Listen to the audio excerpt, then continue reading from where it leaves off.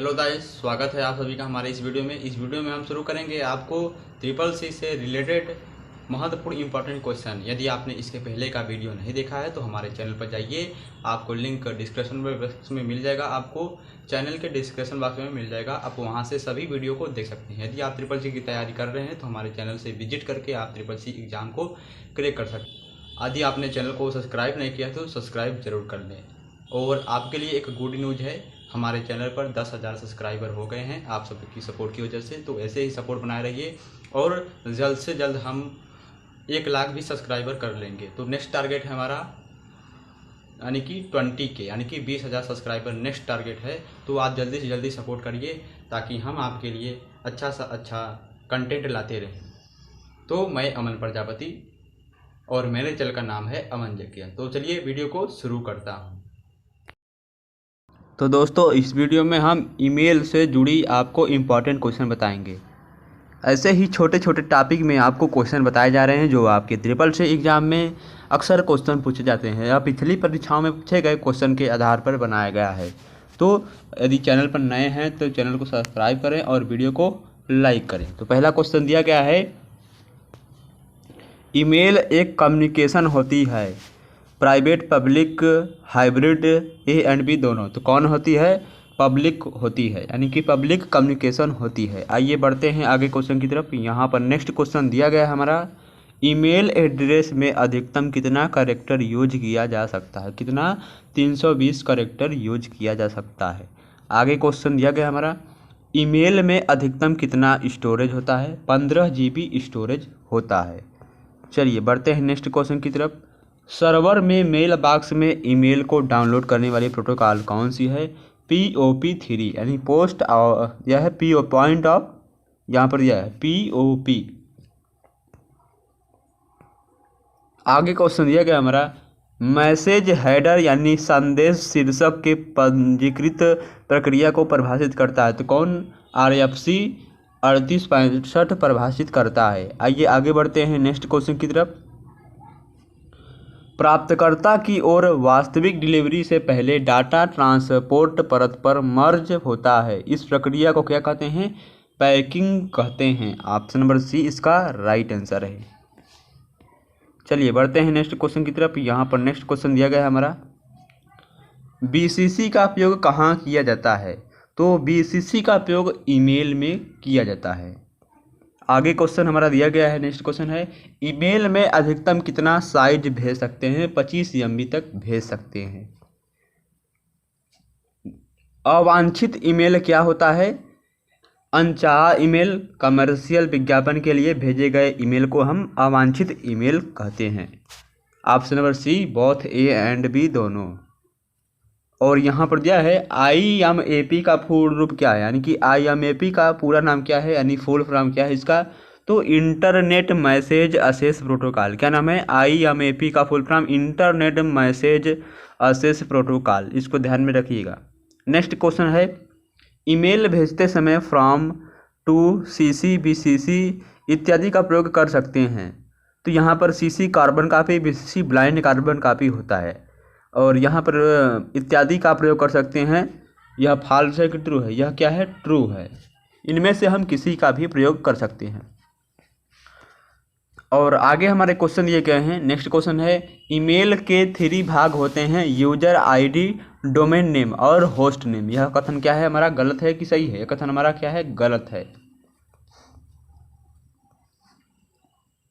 IMAP protocol के लिए port क्या है, यानी कि कौन सा पोर्ट यूज करता है? पोर्ट नंबर 143 यूज करता है। तो IMAP का फुल फॉर्म क्या है? Internet message assess protocol. अभी हमने आपको जस्ट बताया है। नेक्स्ट क्वेश्चन है, ईमेल से कोई भी इंफॉर्मेशन सेंड करनी है तो सिर्फ 1 या 2 लोगों को ही भेज सकते हैं। यह कथन क्या हमारा ट्रू है कि फॉल्स? कथन हमारा क्या है? फॉल्स है। तो गाइस, आपके ट्रिपल सी एग्जाम में कुछ ट्रू फॉल्स भी आते हैं, तो ट्रू फॉल्स को भी आप तैयार कर लीजिए। हमारे इस वीडियो में आपको ट्रू फॉल्स भी बताया जा रहा है। तो यूजर नेम तथा डोमेन नेम को @ द्वारा अलग किया जाता है। यह कथन क्या हमारा? सही है, यानी ट्रू है। आगे क्वेश्चन दिया गया है, BCC का पूर्ण रूप है ब्लाइंड कार्बन एंड कोड। तो क्या है, BCC का full form blind carbon and code, कार्बिन and code. तो ये कथन क्या है हमारा, गलत है। BCC का फुल फॉर्म है ब्लाइंड कार्बन कॉपी। और नीचे दिया गया है हमारा ram.9817@gmail.com। क्या यह सही ईमेल आईडी है? जी नहीं, यह क्या है, गलत ईमेल आईडी है। ऑप्शन नंबर क्या है, बी इसका राइट आंसर है, यानी फॉल्स है। ईमेल आईडी में सेंसिटिव होता है, यानी कि ईमेल आईडी केस सेंसिटिव होता है। यह कथन क्या हमारा गलत है कि सही है? यह कथन क्या हमारा गलत है। ईमेल आईडी केस सेंसिटिव नहीं होता है। चलिए आगे बढ़ते हैं हम। आगे दिया गया है जीमेल से एक बार में अधिकतम 100 ईमेल भेज सकते हैं। कथन क्या हमारा गलत है कि सही है? कथन क्या हमारा गलत है, फॉल्स है। ईमेल द्वारा हम वीडियो भेज सकते हैं लेकिन ऑडियो नहीं। कथन क्या हमारा गलत है कि मतलब सही है कि गलत है? यह कथन हमारा गलत है। गंतव्य ईमेल सर्वरों को पता लगाने के लिए DNS यानी डोमेन नेम सिस्टम महत्वपूर्ण भूमिका निभाता है। कथन क्या हमारा सत्य यानी ट्रू है। नेक्स्ट क्वेश्चन, शिष्टाचार के अनुसार पुराने संदेशों की बड़ी संख्या जिनकी आपको आवश्यकता नहीं उन्हें संग्रहित नहीं करना चाहिए। कथन क्या हमारा ट्रू है यानी सत्य है। नेक्स्ट क्वेश्चन है, ईमेल के डाटा को फोल्डर बनाकर सुरक्षित रख सकते हैं। कथन क्या हमारा ट्रू है। आगे क्वेश्चन दिया गया हमारा, गलती से डिलीट हुए ईमेल को पुनः प्राप्त करने के लिए ट्रेस का उपयोग करते हैं। कथन क्या हमारा ट्रू है, यानी जो भी हम ईमेल जीमेल डिलीट करते हैं तो वो हमारा ट्रेस बॉक्स में मतलब क्या होता है, वहाँ पर ट्रेस बॉक्स में चला जाता है। यदि हम वहाँ से ट्रेस बॉक्स से डिलीट कर सकते मतलब डिलीट कर देंगे तो आपको वहाँ से नहीं मिल पाएगा। तो आपको ईमेल में जाना है, आपको 3 डॉट मिलेगा, 3 डॉट पर आप क्लिक करेंगे तो आपको वहाँ पर नीचे ट्रेस बॉक्स दिख जाएगा। नेक्स्ट क्वेश्चन है, IM में प्रयोग होने वाला प्रोटोकॉल कौन सा है? तो IM में कौन सा प्रोटोकॉल यूज होता है? तो XMPP प्रयोग होता है। क्या है? XMPP। अब चलिए हमारा नेक्स्ट टॉपिक है e governance question for CCC exam, यानी कि ई गवर्नेंस से रिलेटेड कुछ CCC क्वेश्चन है। चलिए आइए देखते हैं। तो यहाँ पर दिया गया है, किस प्रकार का ई कॉमर्स कंपनियों के बीच में स्थापित होता है? B2B यानी बिजनेस टू बिजनेस। और यहाँ तो दिया गया है B2G का मतलब क्या होता है, बिजनेस टू गवर्नेंस, ठीक है। और यहाँ पर C2C का मतलब क्या होता है, कस्टमर टू कस्टमर। और यहाँ पर B2C का मतलब होता है बिजनेस टू कस्टमर। तो सभी का फुल फॉर्म मालूम हो गया। आइए आगे बढ़ते हैं हम। जब कोई व्यवसाय अपने उत्पादकों को इंटरनेट पर उपभोक्ताओं को बेचता है तो वह इस प्रकार का वाणिज्य होता है। तो क्या होता है, B2C यानी business to customer. E commerce में उपभोक्ताओं को सामग्री बनाने और वितरित करने की क्षमता क्या है? क्या है? इंटरेक्टिव है, यानी लोगों को इंटरेक्ट करना, ठीक है। चलिए बढ़ते हैं नेक्स्ट क्वेश्चन की तरफ। नेक्स्ट क्वेश्चन है, इंटरनेट पर आपूर्ति और सेवाओं के व्यापार से व्यापार खरीद और बिक्री के लिए एक विधि क्या है? ई टेलिंग है। क्या है? ई टेलिंग। ऑप्शन नंबर डी इसका राइट आंसर है। नेक्स्ट क्वेश्चन है, ई कॉमर्स की परिभाषा क्या है? यानी कि आप शॉर्ट में यानी कि छोटे से शब्दों में ई कॉमर्स की परिभाषा कैसे बता सकते हैं यदि कोई पूछ लेता है? तो ऑप्शन नंबर सी इसका राइट आंसर है। इलेक्ट्रॉनिक माध्यम से व्यवसाय और संचार लेन देन का माध्यम ई कॉमर्स कहलाता है। ऑप्शन नंबर सी इसका राइट आंसर है। नेक्स्ट क्वेश्चन है, स्वास्थ्य सेवाओं को एकत्रित करने के लिए बनाए गए भारत के सरकारी सेवा पोर्टल को किसके द्वारा डिजाइन किया गया है? तो किसके द्वारा? NIC द्वारा डिजाइन किया गया है। ऑप्शन नंबर ए इसका राइट आंसर है। चलिए बढ़ते हैं आगे क्वेश्चन की तरफ। यहाँ पर नेक्स्ट क्वेश्चन दिया गया हमारा, सार्वजनिक अस्पतालों के लिए ऑनलाइन पंजीकरण प्रणाली यानी ORS शुरू की गई थी। कब शुरू की गई थी? जुलाई 2015 में ORS की शुरुआत हुई थी। नेक्स्ट क्वेश्चन है, उमंग ऐप का फुल फॉर्म क्या है? उमंग ऐप का फुल फॉर्म क्या है? Unfilled mobile application for new age governance, ठीक है। ऑप्शन नंबर क्या है? ए इसका राइट आंसर है। उमंग ऐप निम्न सेवाओं को सुलभ करता है, यानी जो उमंग ऐप है वह कौन कौन सी फीचर हैं, उसमें क्या क्या लाभ है उसके, यानी क्या क्या प्रोवाइड करता है। तो कौन कौन से? इनकम टैक्स फाइल करना, आधार और PF फंड केवरीज को हल करना, गैस सिलेंडर बुक करना, उपरोक्त में से सभी। ऑप्शन नंबर डी इसका राइट आंसर है। ई गवर्नेंस टेक्नोलॉजी आपको प्रोवाइड करती है। जो हमारी ई गवर्नेंस टेक्नोलॉजी है वो हमें क्या प्रोवाइड करती है, क्या क्या करवाती है? एक प्लेटफॉर्म जो इंफॉर्मेशन एक्सचेंज करता है, एक प्लेटफॉर्म जो सेवाएं देता है, एक प्लेटफॉर्म जो नागरिकों को कनेक्ट करता है। तो ऑप्शन नंबर डी सभी कार्य करता है। आइए बढ़ते हैं नेक्स्ट क्वेश्चन की तरफ। नेक्स्ट क्वेश्चन है एनईजीपी का सबसे सफल प्रोजेक्ट क्या है? तो एनईजीपी का सबसे सफल प्रोजेक्ट है पासपोर्ट सेवा प्रोजेक्ट यानी कि पीएसपी। ठीक है, पीएसपी से संबंधित इनमें से कौन सी कंपनी एप्लीकेशन सॉफ्टवेयर के विकास और सरकार को असिस्ट करने के लिए उत्तरदायी है? कौन है? टाटा कंसल्टेंसी सर्विस यानी टीसीएस, कंसल्टेंसी सर्विस, ठीक है, यानी टीसीएस। उमंग एप्लीकेशन किस पहल का एक हिस्सा है? डिजिटल इंडिया के तहत उमंग ऐप को भारत में लाया गया था। ऑप्शन नंबर डी इसका राइट आंसर है। उमंग ऐप का क्या उद्देश्य है? उमंग ऐप का क्या उद्देश्य है? Fast track mobile governance. Umang app का मात्र एक उद्देश्य है fast track mobile governance. Option number A इसका राइट आंसर है। आइए बढ़ते हैं नेक्स्ट क्वेश्चन की तरफ। नेक्स्ट क्वेश्चन दिया है उमंग ऐप कितनी भाषाओं को सपोर्ट करता है? तो उमंग ऐप टोटल यानी पूरे 13 लैंग्वेज को सपोर्ट करता है, यानी 13 भाषा को सपोर्ट करता है। भारतीय रेलवे द्वारा रेलवे आरक्षण का कार्य किसे सौंपा गया है? भारतीय रेलवे द्वारा रेलवे के आरक्षण का जो कार्य है वह आईआरसीटी को सौंपा गया है। आईआरसीटी द्वारा इंटरनेट टिकटिंग ऑपरेशन किस तारीख को शुरू किया गया था? 3 अगस्त 2002 में आईआरसीटी द्वारा इंटरनेट टिकटिंग ऑपरेशन शुरू किया गया था। यानी इंटरनेट यानी कि नेट द्वारा आप टिकट को बुक कर सकते हैं। तो 3 अक्टूबर 2002 को शुरू किया गया था। डिजी लॉकर में किस से अप्रूव किया जाता है? डिजी लॉकर में किस से अप्रूव किया जाता है? तो आधार कार्ड के माध्यम से। ऑप्शन नंबर ए इसका राइट आंसर है। यहाँ पर दिया है सारथी स्टैंड फॉर, यानी कि सारथी का फुल फॉर्म क्या है? तो standardized advance application rail travel help and information. तो इतना बड़ा इसका फुल फॉर्म है। ठीक है, ऑप्शन नंबर ए इसका राइट आंसर है। सारथी कब लॉन्च हुआ था? सारथी कब लॉन्च हुआ था? 14 जुलाई 2017 को लॉन्च हुआ था।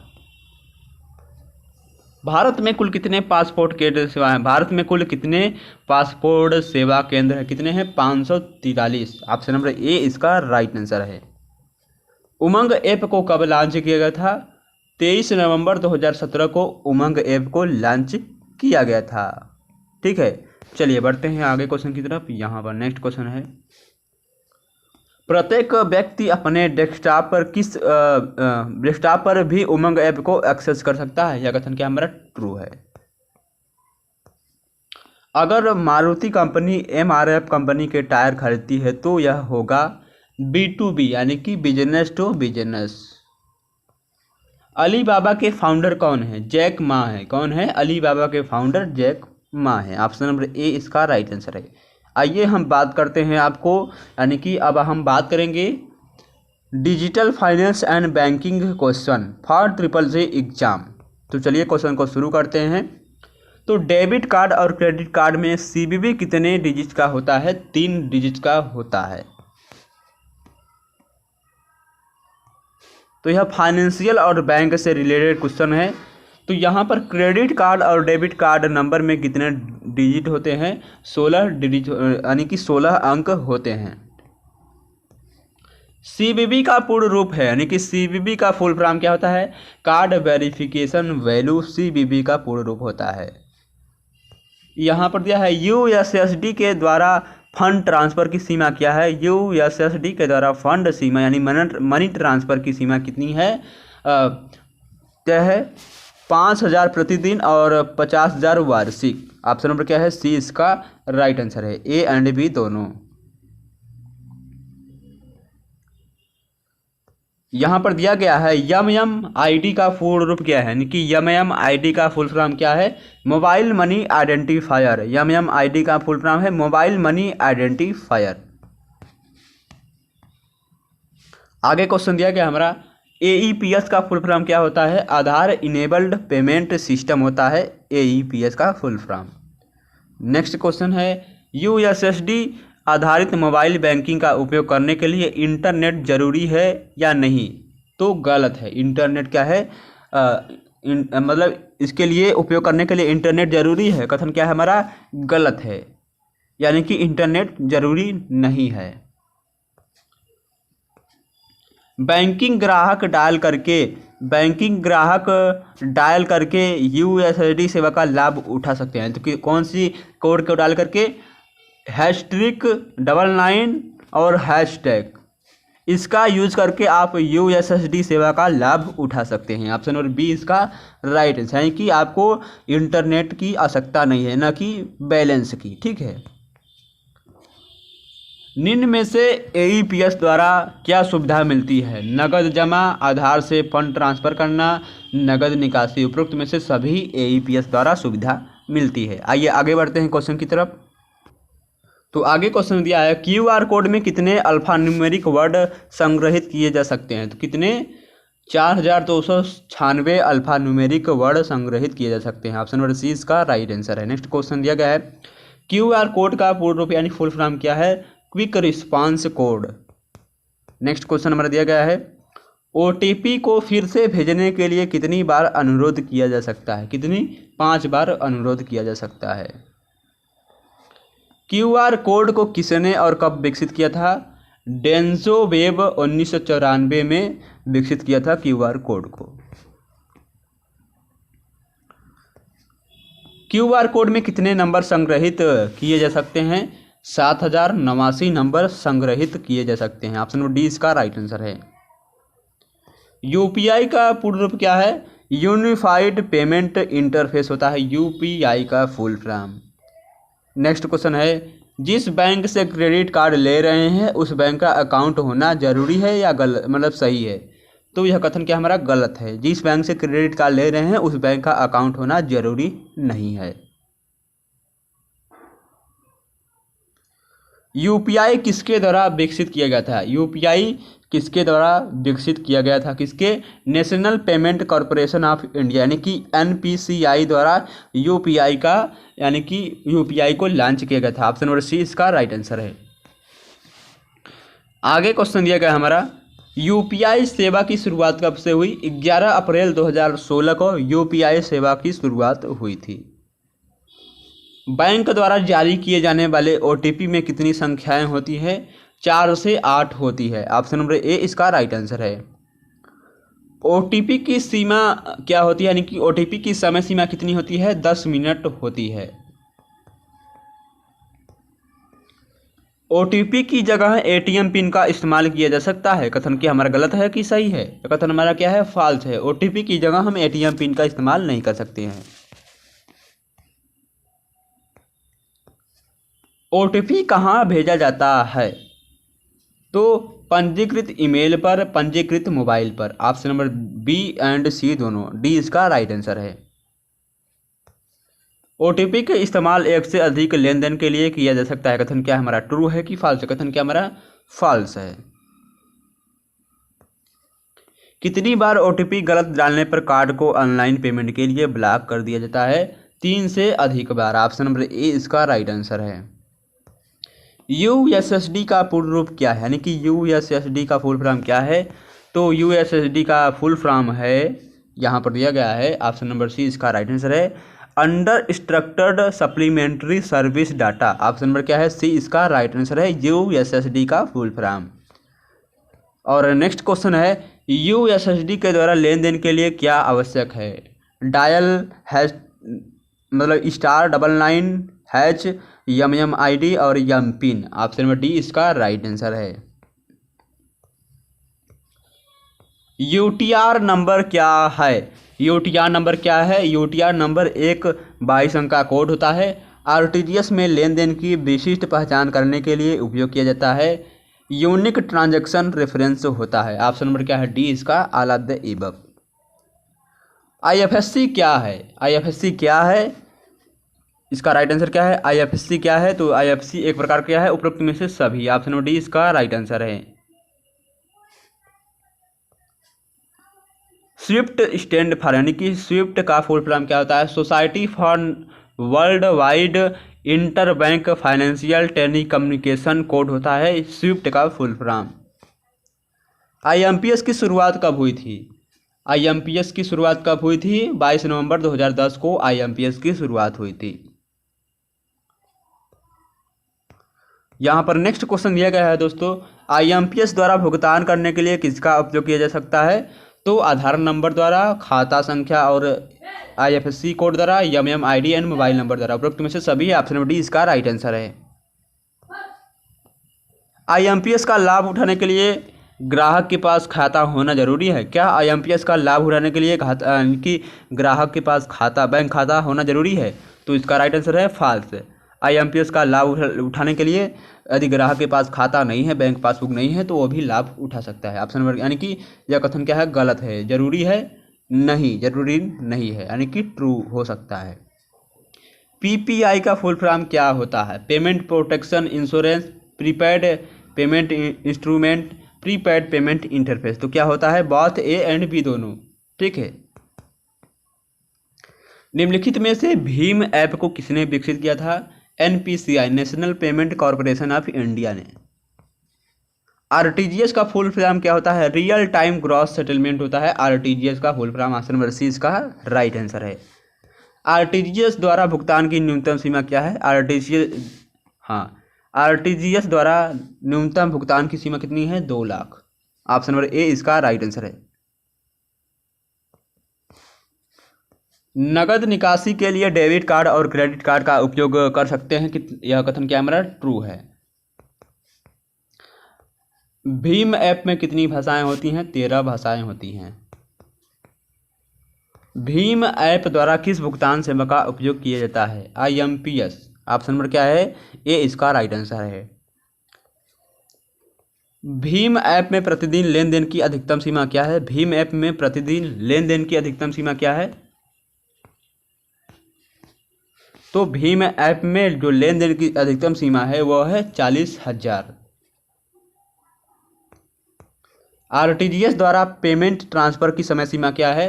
कार्य दिवस पर सुबह 8 बजे से 6 बजे तक। ऑप्शन नंबर क्या है? ए इसका राइट आंसर है।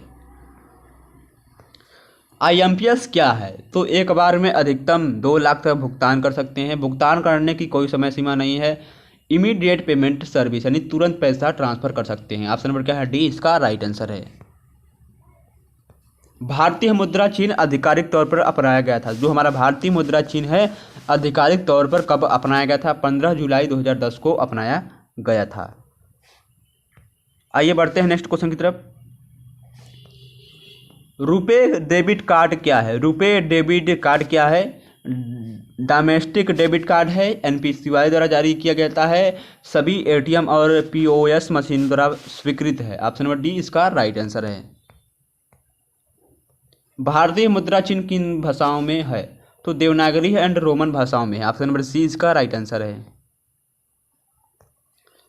पिन स्टैंड फॉर, तो पिन का फुल फॉर्म क्या होता है? पर्सनल आइडेंटिफिकेशन नंबर होता है पिन का फुल फॉर्म। आइए आगे बढ़ते हैं हम। तो आगे क्वेश्चन दिया है, बैंक कॉरपोरेटेड कौन होता है? एक एजेंट जो बैंकिंग सेवा प्रदान करता है। ऑप्शन नंबर ए इसका राइट आंसर है।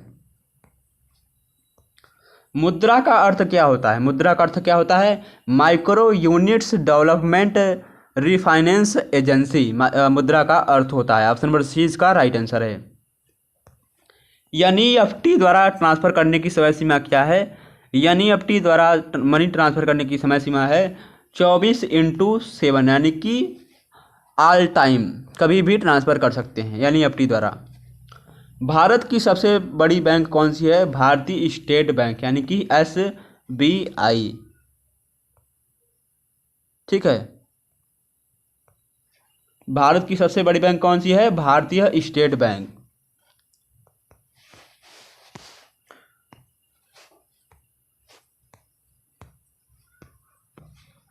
तो गाइस आज के लिए इतना काफ़ी। अब मिलते हैं आपसे हम नेक्स्ट वीडियो में, इसके कुछ यानी कि आगे क्वेश्चन के बारे में बात करेंगे। तो आगे का जो हमारा टॉपिक होगा वो बहुत ही अच्छा टॉपिक है। चलिए तो जो आगे का हमारा टॉपिक है यानी कि इसके बाद जो वीडियो बनेगा वह future skill and cyber security के बारे में क्वेश्चन होगा, जो कि आपके CCC एग्जाम के लिए बहुत ही इंपॉर्टेंट है। तो गाइस, यदि आपने हमारे चैनल को सब्सक्राइब नहीं किया है, चैनल को सब्सक्राइब करें और वीडियो को शेयर कर दें अपने दोस्तों के साथ जो भी CCC तैयारी कर रहे हैं। साथ ही में उन स्टूडेंट के लिए बहुत ही अच्छा गुड न्यूज़ है जिन्होंने ओ लेवल का फर्स्ट बुक यानी M1R5 को पास किया है, तो नाइलेट उन्हें CCC का जो सर्टिफिकेट है वो फ्री में दे रहा है। तो आप यदि फ्री में सर्टिफिकेट डाउनलोड करना चाहते हैं तो हमारे उस वीडियो का लिंक आपको डिस्क्रिप्शन बॉक्स में मिल जाएगा, जिसके माध्यम से आप उस प्रोसेस को फॉलो करके डाउनलोड कर सकते हैं और किसी नज़दीकी साइबर कैफे से जाकर उसका यानी कि सर्टिफिकेट निकलवा सकते हैं। तो क्या क्या प्रोसेस है हमारे उस वीडियो को देखिएगा जरूर, लिंक आपको डिस्क्रिप्शन बॉक्स में मिल जाएगा। धन्यवाद। चलिए नेक्स्ट वीडियो मिलते हैं।